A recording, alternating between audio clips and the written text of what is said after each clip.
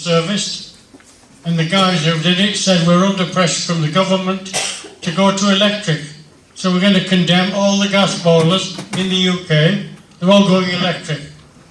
And that takes a lot of gas, and so that supply is going to come to an end.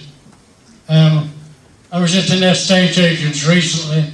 They had 21 houses on the wall, over £1 million in Formby.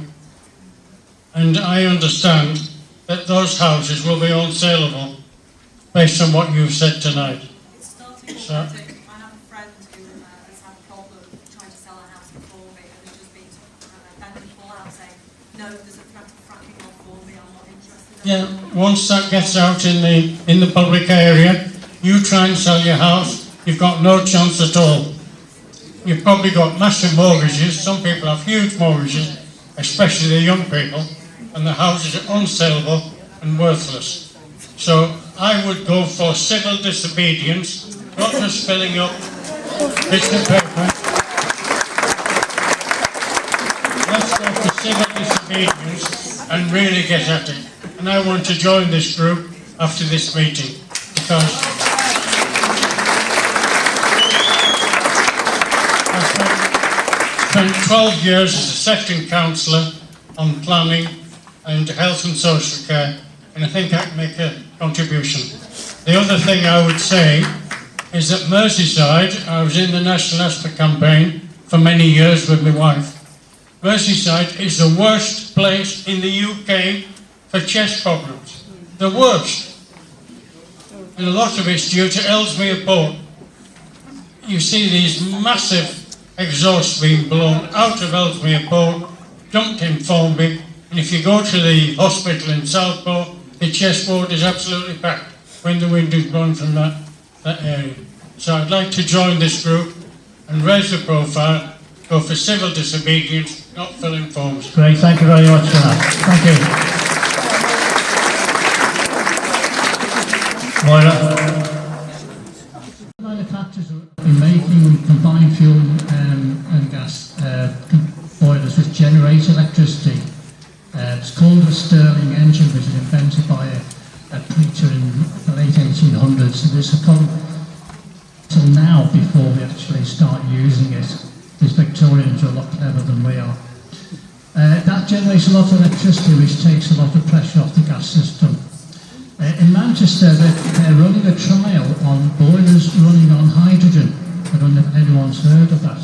Hydrogen is a clean gas. Do you know when you burn hydrogen, what you get? Water. Clean water, you can drink it.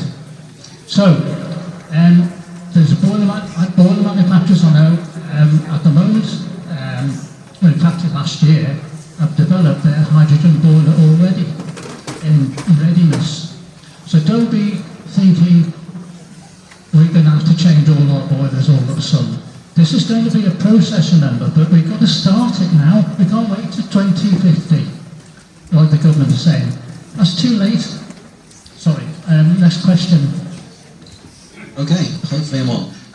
Yeah, we're looking here at maybe 1 to 4 well sites, but these are only experimental. I mean, the purpose of Aurora wants these to work is the same as Quadrilla. They want to get the big boys like Centrica and the huge gas corporations paying them lots of money for these licenses. So that's the sort of environment we're in. But has anybody here worked out what the sort of total numbers of these sites need to be and how close they need to be to make a significant contribution to this country's total gas bill? John, do you want to reply to that? To give a rough idea. Well, unfortunately, we have a group of scientists who are now saying that much of the gas that they thought was down there has now been sucked out as a consequence of the last Iron Age. So the estimates of how much is there depend on who you ask.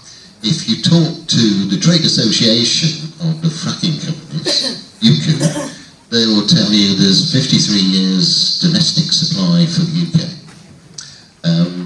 That wasn't until last week when somebody said no, it's not more than about 5 years. So to so 5 years, you have fewer wells if you're only going to get 5 years worth out of it. And you have to go through the whole of the environmental pain that is associated with harvesting the gas. We did a lot of calculations about 5 or 6 years ago on what the government would need to do to make a significant contribution to the UK's gas supply from fracking. And it turns out that across the north, that includes us, we need tens of thousands of fracking wells. Fracking wells only last a very short period of time, so they're continually trying to drill new wells. Basically, this word industrialised landscape that has turned up in a lot of your talks, quite rightly, really does mean industrialisation. We're not talking about one or two, we're talking about tens of thousands. It alters a country totally.